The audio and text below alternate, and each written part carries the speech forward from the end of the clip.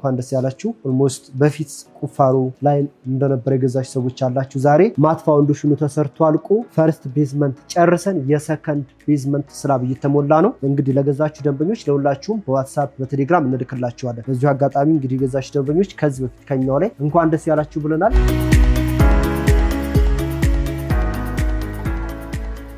እኛ ጋር ባለ 4 ወለር ሾፕ ወደ 7000 ካሬ ላይ ያረፈ ትልቅ ግራንድ ሞል በመርካቶ ላይ ከ1 ሚሊዮን 200 ሺህ ብር ጀምራችሁ የሱቅ ባለቤት መሆን ትችላላችሁ። ሰላም ውድ ቤተሰቦቻችን እንዴት ናችሁ? እንግዲህ በዛሬው ቪዲዮ ይዘንላችሁ የመጣ ነው ሱቅ በመሃል መርካቶ በኔት ኤሪያ እየተሸጠ ወዳለበት ቦታ ነው ጎራ ብለን ያለ ነው። እስቲ ውስጥ እንግባና ያለውን ነገር እናያለን። አብራችሁን ቆዩ። እሺ እንዴት ነሽ? እንኳን ደህና መጣሽ ዛሬ በድጋሚ ወደ ቢሮአችን። አመሰግናለሁ። እንኳን ደህና ቆየኸኝ። እንግዲህ ዛሬም በድጋሚ ተገናኝተናል። ያው አንዳንድ ነገሮችን ሰምተን ነው ዛሬም ጎራ ያልነውና የሰማነው ነገር እውነት ይሆን ወይ የሚለውን ነገር ነው ዛሬ ውስጥ ድረስ ገብተን ለማጣራት የፈለግነው ማለት ነው። ከዛ በፊት ግን እስቲ ትንሽ ነገር ንገረኝና ስላለው አዲስ ነገርም ደግሞ በደንብ ታብራራልኛለህ። ሁሌም እኛና እናንተ የምንገናኘው በአዲስ ነገር ነው። ዛሬ ደግሞ በሰዓት ለረጅም ጊዜ ሲተዋወቅ የነበረ ሎኬሽን ወይም ደግሞ ፕሮዳክት የለቀቅንበት ወቅት ነው። ምናልባት ከዚህ በፊት እዚህ ቢሮ በተደጋጋሚ መታችኋል። እሱም ፒያሳ ላይ መኖሪያ አፓርትመንቶችን ባለ 24 ወለል አፓርትመንቶችን አቅርበን እንደነበረ ይታወቃል። ከመታወቁም በላይ ገዝተው የተጠቀሙ ሰዎች አሉ። ለመኖሪያ ለንግድ፣ ብዙዎቹ ለተርፍ እንደ ቢዝነስ ሲርሻሙበት ሲረባረቡበት የነበረ ሎኬሽን ነው ፒያሳ ማለት። ብዙዎቻችሁ ታውቁታላችሁ፣ ገዝታችኋል። ከ70% በላይ ማለት ነው።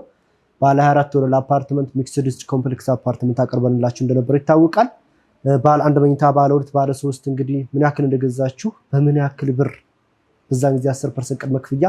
ዛሬ ላይ ግንባታው እንኳን ደስ ያላችሁ። ኦልሞስት በፊት ቁፋሮ ላይ እንደነበረ የገዛችሁ ሰዎች አላችሁ። ዛሬ ማት ፋውንዴሽኑ ተሰርቶ አልቆ ፈርስት ቤዝመንት ጨርሰን የሰከንድ ቤዝመንት ስላብ እየተሞላ ነው። እንግዲህ ለገዛችሁ ደንበኞች ለሁላችሁም በዋትስአፕ በቴሌግራም እንልክላችኋለን።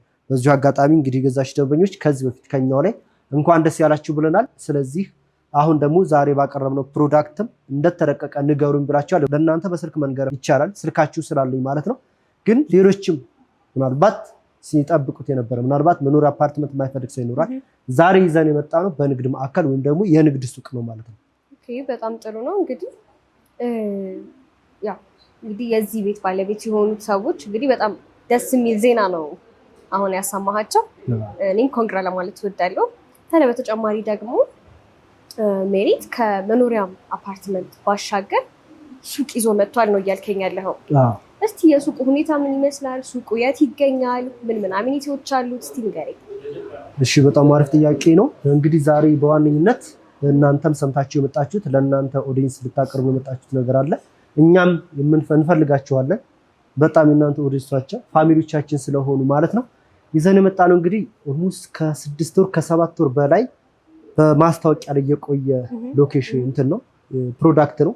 የንግድ ማዕከል ወደ 6700 ኦልሞስት ወደ 7000 ካሬ ላይ የሚያልፍ G+4 የሆነ ኦንሊ ኮሜርሻል ሾፕ ሜሪት ኮሜርሻል ሾፕ በየት ብዙዎቻችን በምንናፍቀው ብዙዎቻችን ንግዳችንን ቢዝነሳችንን ማድረግ በምንፈልገው ቦታ እሱም መርካቶ ሲባል እንግዲህ ከዚህ በፊትም ገልጬዋለሁ። በፊት በማስታወቂያ ላይ ብዙ ጊዜ የአዲስ አበባ ላይ የትኛውን ሱቅ ስናቀርብ በሜክሲኮ ሊሆን ይችላል፣ በካዛንቺስ ሊሆን ይችላል፣ በሲኤምሲ በአያት አካባቢ ሊሆን ይችላል። አሪፍ ሾፕ ካቀረብን ምንድነው መርካቶን በሜክሲኮ መርካቶን በለቡ መርካቶን በአያት እያለን ነው የምናስተዋውቀው። ስለዚህ መርካቶ ሲባል መጀመሪያ ላይ የቢዝነስ ቦታ ነው ማለት ነው የሚታወቀው። ስለዚህ የትኛውን ቦታ ሱቅ ሲተዋወቅ መርካቶ ነው ብዙ ሰው ትዝ የሚለው።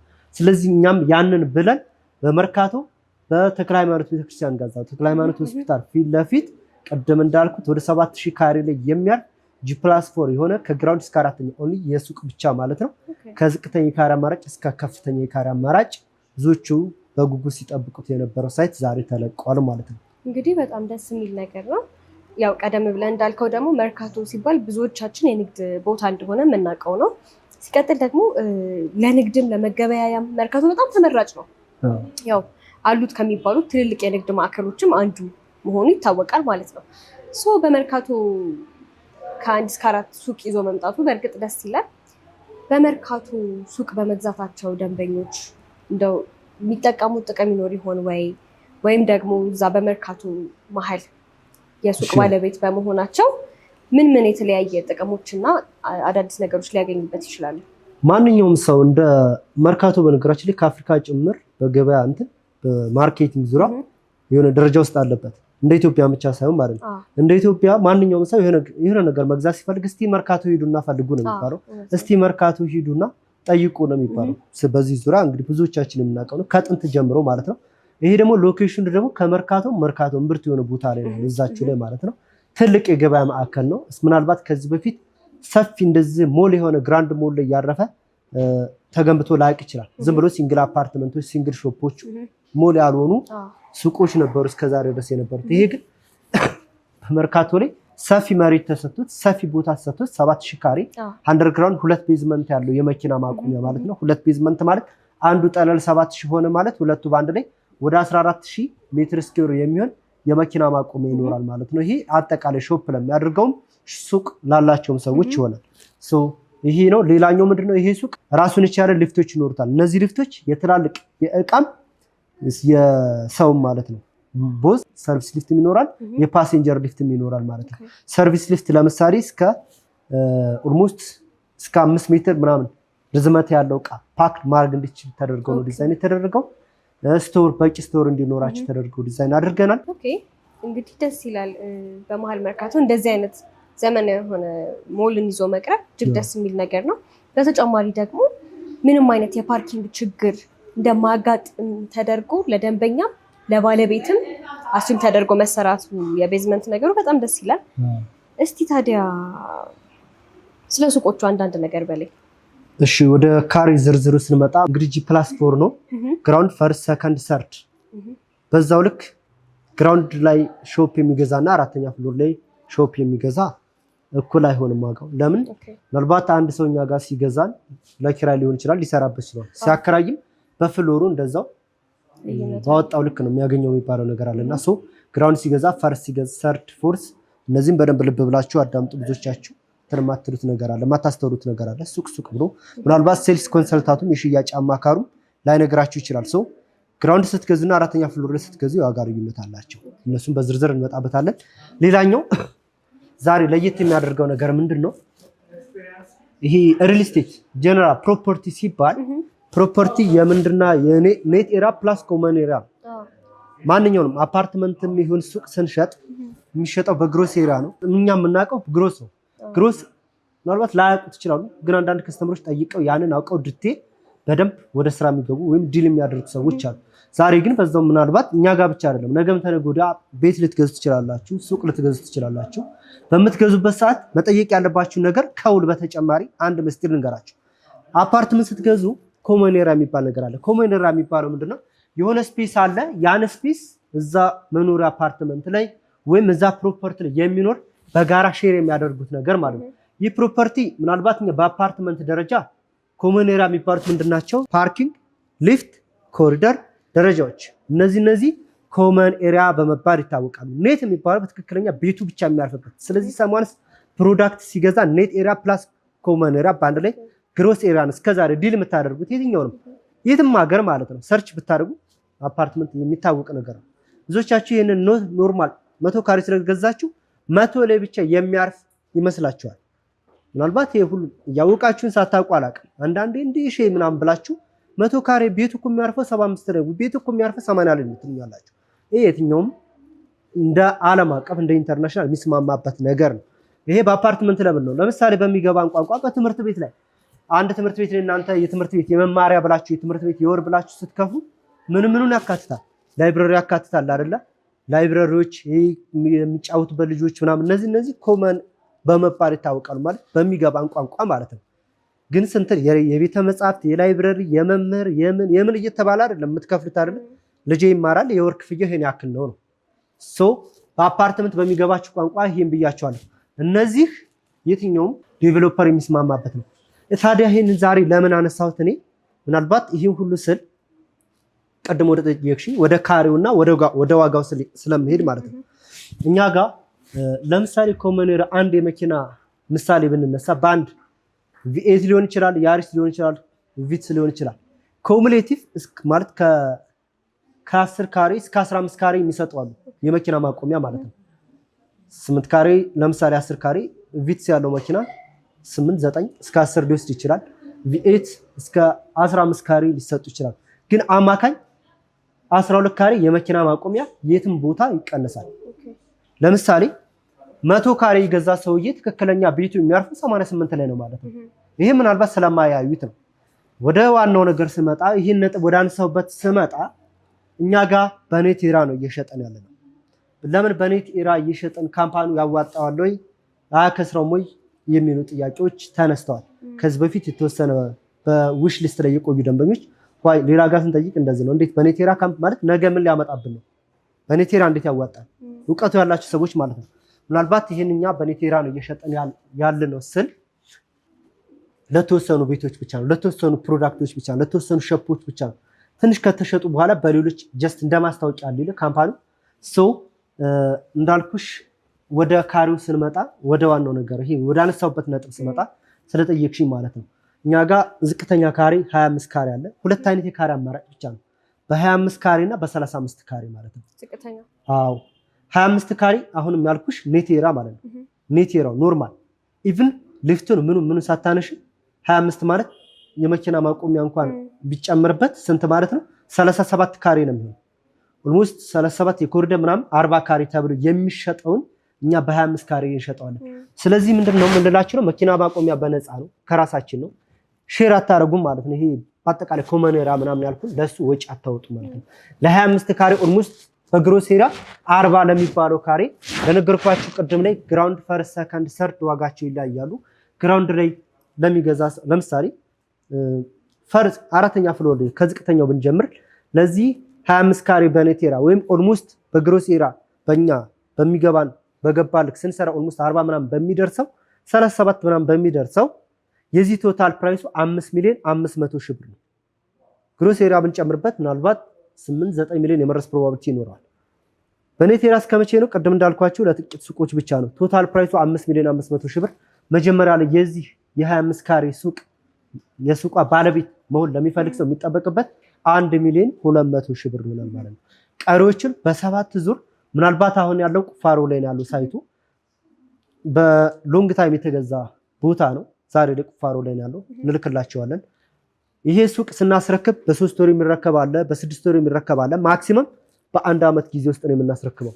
ሶ እንዳልኩሽ 5,500,000 ብር በ1,200,000 ብር ማክሲመም በ1 ዓመት ጊዜ ውስጥ ይረከባል ማለት ነው። ቀሪዎቹን ክፍያዎች በ7 ዙር በኮንስትራክሽን ቤዝድ እንመጣበታለን። ኮንስትራክሽን ቤዝድ ብዙዎቻችሁ የማታውቁ ስላላችሁ የምታውቁ መስለ ነበረ ሳስረዳ ስላልገባችሁ እንመጣበታለን።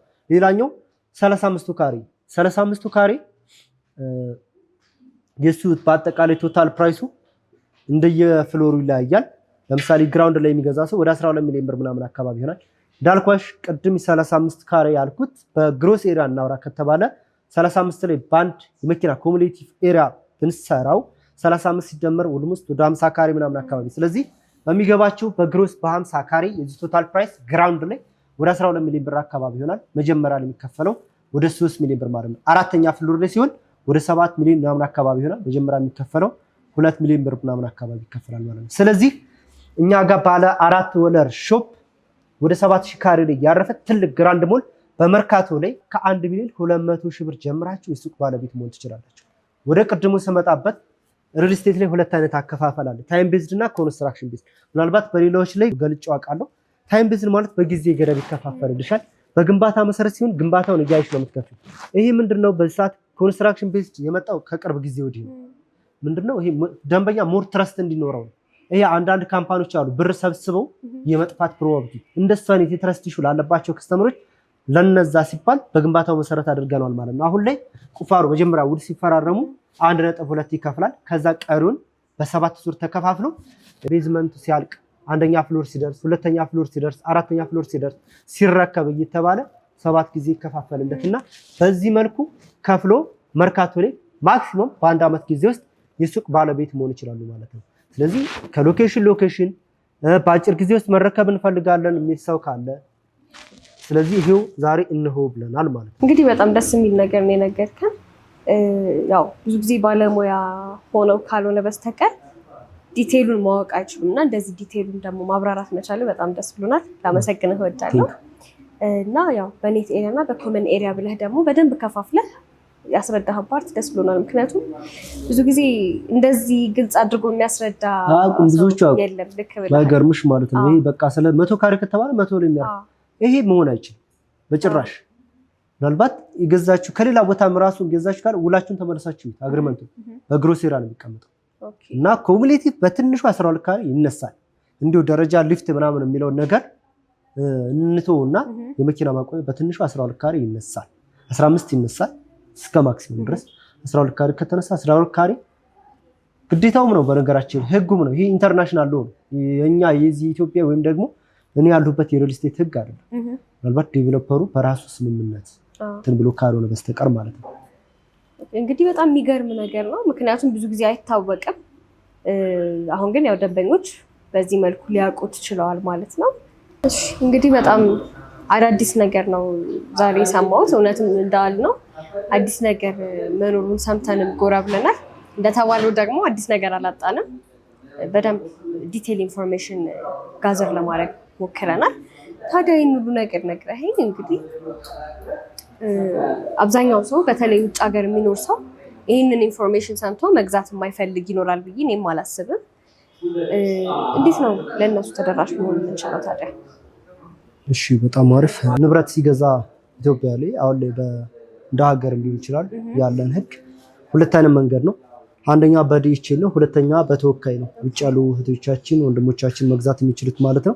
በዲኤችኤል ማለት ምን ማለት ነው? ምናልባት እዚህ ህጋዊ ውክልና ሲሄዱ ከሀገር ሲወጡ ህጋዊ ውክልና የሰጡት ሰው ከሌለ ወይም ደግሞ እንደዚሁ ራሳቸው የማያምኑት ሰው ከሌለ በዲኤችኤል እዛው ሆኖ ባሉበት ቦታ ሆነው እንትናቸውን ልከውልን ፓስፖርታቸውን አድራሻቸውን ልከውን ውል አሰርተን ባሉበት እዛው ባድራሻቸው መሰረት እንልክላቸዋለን። ይሄ ዲኤችኤል። ሁለተኛው ውክልና ነው። ተወካዮች ይሄ ከሀገር ሲወጡ ውክልና ሰጥተውት ሰው ካለ ያ ሰው መጥቶ እነሱ እዛው ሆኖ ፓስፖርታቸውን ይልኩልናል። በፓስፖርታቸው መሰረት ሁሉ ይዘጋጃል። ከዛ ሻጭና ገዢ ተብሎ የሚቀመጣል አግሪመንቱ ላይ። ሻጭ ራሱ አርሚ ዴቨሎፐሩ ማለት ነው። ስለዚህ በገዢው በኩል ለመፈረም ምን ያስፈልጋል? እዚህ ኢትዮጵያ የሚኖረው ሰውዬ ውክልና ሊኖረው ይገባል። ስለዚህ ያን ውክልና የሰጥተውት ከሄዱ ውክልናውን ይዞ መጥቶ ከውል ጋር ታች አድርገን ገዢ በሚለው ቦታ ስለ እያለ እንዲፈርም በዚህ መልኩ የሱቅ ባለቤት ወይም ደግሞ የትኛው ፕሮፐርቲ የቤትም ሊሆን ይችላል ቤት ባለቤት መሆን ይችላሉ ማለት ነው። እሺ ያው በጣም ደስ ይላል። ምክንያቱም እዚህ ሀገር ውስጥ ብቻ ላሉት ሰዎች ሳይሆን የዚህን ሱቅ ባለቤት መሆን ለሚፈልጉት ከሀገር ውጭም ላሉት ሰዎች ተደራሽ መሆን መቻላችን በጣም ደስ ይላል። በተጨማሪ እዚህ ሀገር ውስጥ ያሉት ሰዎች ሳይቱን ሄደው የማየት ኦፖርቹኒቲ አለ ወይ? እና ደግሞ እዚህ ሀገር ውስጥ ያሉት ሰዎች እንዴት ሊያገኟቸው ይችላል? በተጨማሪ ደግሞ ምናልባት አንተ ደግሞ ቀረ የምትለው ነገር ይኖር ይሆን? እሺ በጣም አሪፍ። ብዙዎቹ ደንበኞች በተለይ ከኔ ጋር ኮንታክት የሚያደርጉት የውጭ ደንበኛ ነው። ጥያቄ የለውም። በካናዳ፣ በአሜሪካ፣ በጀርመን የሚኖሩ ደንበኞች ከዚህ በፊት ብዙዎቹን የቤት ባለቤት አድርጋቸዋለሁ። ምናልባት እስካሁን በሱቅ ያላደረስኳቸው ሱቅ ደግሞ እንግዲህ ማንም በሚጓጓበት ቦታ በመርካቶ ላይ አቅርቤላቸዋለሁ። እንግዲህ በዚህ መልኩ ደስ በሚል ሁኔታ ሌላኛው ምናልባት ምንድነው ቀረ የሚለው ነገር ይህ ቦታ ምንጊዜም ቢሆን መጀመሪያ አካባቢ አፓርትመንት አቅርቤላችሁ የገዛችሁ ሰዎች ጥቅሙን ታውቁታላችሁ። ዛሬ ሁለተኛ ግራውንድ 00 ሊደርስ ነው ተገንብቷል። እንደገና ዋጋውንም ምናልባት ምን ያክል እንዳተረፋችሁ ታውቁታላችሁ። ዛሬ ከአንዷ ካሬ እስከ 15 ሺህ ብር ትርፍ ነው ያገኛችሁት። ሰው ሁሌም እንደምለው መጀመሪያ ላይ እየቀረበ መጀመሪያ ላይ የደረሰ ሰው ተጠቃሚ ነው የሚሆነው። አንደኛ በምርጫ በሚፈልገው ቪው ያገኛል። ከጀርባ ከፊት ምናምን የሚባል ነገር ስላለ ሱቅ ማለት ነው።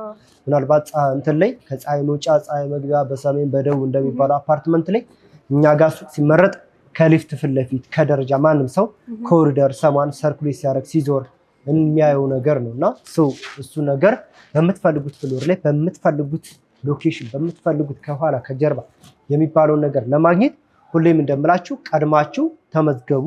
ቀድም እንደነገርኳችሁ በ1.2 ሚሊዮን ብር ቅድመ ክፍያ በመርካቶ ላይ የ5 ሚሊዮን 500 ሺህ ብር ቶታል ፕራይስ፣ እንዲሁም ደግሞ ከፍ ያለ ካሬ ከፈለጋችሁ በ1.6 ቅድመ ክፍያ ቶታል ፕራይሱ 7 ሚሊዮን 700 ሺህ ብር ግራውንድ ፈርስት። እሱን ዲቴይልስ እናንተ ደውላችሁ ማውራት እንችላለን። እንደምትፈልጉት ፍሎር እንዳቅማችሁ እሱን ኮሙኒኬት ማድረግ እንችላለን። ስለዚህ ሁሌም እንደምላችሁ ቀድማችሁ ለመመዝገብ ቀድማችሁ ለመረባረብ ሞክሩ። ይሄ እድል አያምልጣችሁ ነው የምላቸው። ኦኬ በጣም አመሰግናለሁ። ጥሩ ኢንፎርሜሽን የነገርከን በጣም አመሰግናለሁ። ስለመጣሽ እኛም ደስ ብሎናል። እንግዲህ ሁሌም በአዲስ ነገር እንገናኛለን። እሺ